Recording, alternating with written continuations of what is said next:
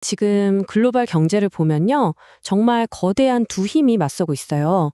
바로 정치와 펀더멘털인데요. 이 팽팽한 줄다리기, 과연 누가 이길까요? 오늘 그 속을 명쾌하게 파헤쳐보겠습니다. 요즘 시장 보면 진짜 정신없죠? 어떤 뉴스를 보면 막 오를 것 같은데 다른 지표를 보면 또 떨어질 것 같고 도대체 뭘 믿어야 할지 모르겠잖아요. 그래서 오늘 이 혼란스러운 안개를 싹 걷어내고 시장을 움직이는 진짜 힘이 뭔지 그 본질을 한번 들여다보려고 합니다. 자, 오늘 우리가 살펴볼 내용은 이렇습니다. 먼저 지금 시장이 왜 이렇게 혼란스러운지 그 그림부터 한번 보고요. 그리고 그 원인으로 지목되는 미국과 아시아의 정치적인 불확실성을 깊숙이 파고들 거예요. 근데 재밌는 건 이 모든 시끄러운 소음 아래에 단단한 경제적 기회와 펀더멘털이 숨어 있다는 거죠.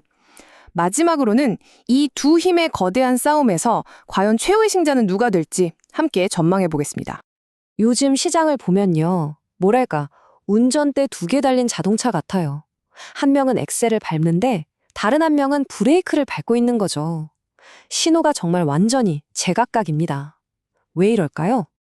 그러니까 표면적으로만 봐도 글로벌 시장이 보내는 신호가 완전히 서로 반대 방향을 가리키고 있는 거예요.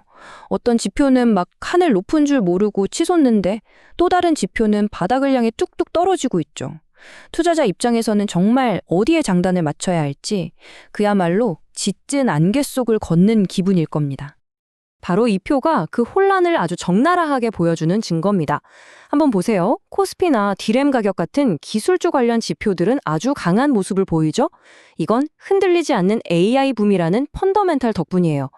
그런데 반대로 유가나 금 같은 원자재 가격은 뚝뚝 떨어지고 있습니다. 이건 지정학적 불안이라는 정치적 변수 때문이거든요. 그러니까 지금 시장 한복판에서 펀더멘털과 정치가 말 그대로 정면으로 꽝 하고 부딪히고 있는 겁니다. 자, 그럼 이 불확실성은 도대체 어디서부터 오는 걸까요? 그 첫 번째 단서는 세계 경제의 컨트롤 타워라고 할 수 있는 곳, 바로 미국 연준에서 찾을 수 있습니다. 여기서 지금 리더십이 바뀔 수도 있다는 아주 큰 변수가 생기면서 시장 전체가 흔들리고 있는 거죠. 발단은 트럼프 대통령의 이 한마디였습니다.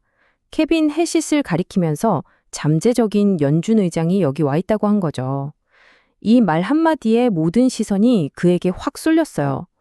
지금 베팅 시장에서는요, 그가 차기 의장이 될 확률을 무려 80%라는 거의 압도적인 수치로 보고 있습니다. 그런데 시장의 속마음은 이게 아주 복잡해요. 왜냐하면 그의 등장은 말 그대로 양날의 검이거든요. 한편으로는 트럼프랑 친하니까 금리를 팍팍 내리겠죠? 하는 달콤한 기대를 품게 하죠. 주식시장에는 호재잖아요.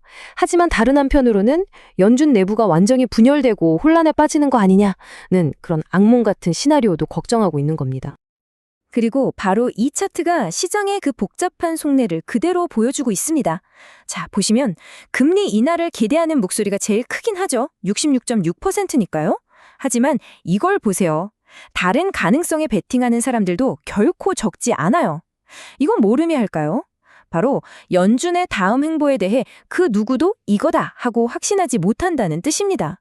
이 불확실성 자체가 지금 시장의 가장 큰 리스크인 거죠. 그런데 이런 정치적 불확실성이라는 폭풍이 워싱턴에만 국한된 얘기가 아닙니다. 이제 시선을 태평양 건너 아시아로 한번 돌려보죠. 여기서도 새로운 갈등의 불씨가 타오르면서 전 세계 경제에 엄청난 파장을 예고하고 있습니다. 이 타임라인을 한번 따라가 보세요. 정말 숨가쁘게 상황이 악화되는 게 보이죠? 일본 총리의 발언 하나가 불씨가 돼서 불과 몇 주 만에 양국이 군사훈련까지 거론하는 험악한 상황으로 치달은 겁니다. 이런 상황에서 경제적 충격이 없을 수가 없겠죠? 그 파장은 불보듯 뻔합니다. 그래서 지금 시장에서 나오는 말이 바로 이 한일령입니다. 말 그대로 일본 금지령이죠. 혹시 2016년에 우리나라가 겪었던 한일령 기억나시나요? 중국인 관광객이 뚝 끊기고 한류 콘텐츠가 막혔던 거요. 바로 그거의 일본판이 될 수 있다는 겁니다.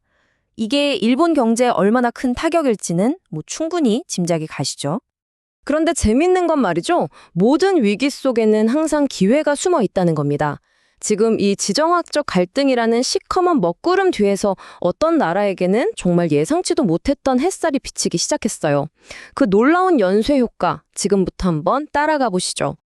자, 이 도넛 차트를 한번 보세요. 중국인 관광객이 일본 방문객의 거의 4분의 1을 차지하죠. 근데 이게 단순히 숫자만 많은 게 아니에요. 이들이 바로 일본 관광산업의 큰손, 즉 씀씀이가 가장 큰 고객이라는 게 핵심입니다. 그런 이들의 발길이 만약 뚝 끊긴다면 일본 경제는 어떻게 될까요? 일본 연구기관들은 그 충격을 이렇게 예측합니다. GDP가 0.36% 감소할 수 있다. 0.36%? 이게 그거 얼마 안 되는 거 아니야? 라고 생각하실 수도 있지만요. 한 나라의 GDP에서 이 정도 수치는 결코 작은 게 아닙니다. 일본 경제 전체를 흔들 수 있는 아주 심각한 위협인 거죠. 역사는 반복된다고 하죠. 과거에서 아주 명확한 패턴을 찾을 수 있습니다. 2016년에 한알령 때문에 한국으로 오던 길이 막히니까 그 많던 중국인 관광객들이 어디로 갔을까요? 맞습니다. 바로 일본으로 방향을 틀었죠. 자, 그렇다면 이제 반대의 상황이 벌어지고 있는 겁니다. 일본으로 가는 길이 불편해지면 이들이 다시 한국으로 돌아오는 반사 이익을 우리가 누릴 수 있지 않겠냐는 기대감이 솔솔 피어오르고 있는 거죠. 자, 지금까지 우리는 정치와 지정학이라는 아주 거칠고 예측 불가능한 파도에 대해 이야기했습니다. 그럼 이런 폭풍우 속에서 우리가 단단히 붙잡고 버틸 수 있는 닷 같은 건 없을까요? 이 모든 시끄러운 소음 너머에 우리가 진짜로 주목해야 할 본질은 과연 무엇일까요? 한 증권사, IM증권의 분석가들이 아주 흥미로운 답을 내놨습니다. 그들은 진짜 안정성을 찾으려면 시끄러운 뉴스 헤드라인이 아니라 그 밑을 조용히 하지만 아주 힘차게 흐르고 있는 경제 데이터의 강물을 봐야 한다고 말합니다. 그들이 제시하는 키워드가 바로 이겁니다. 3저 플러스 AI.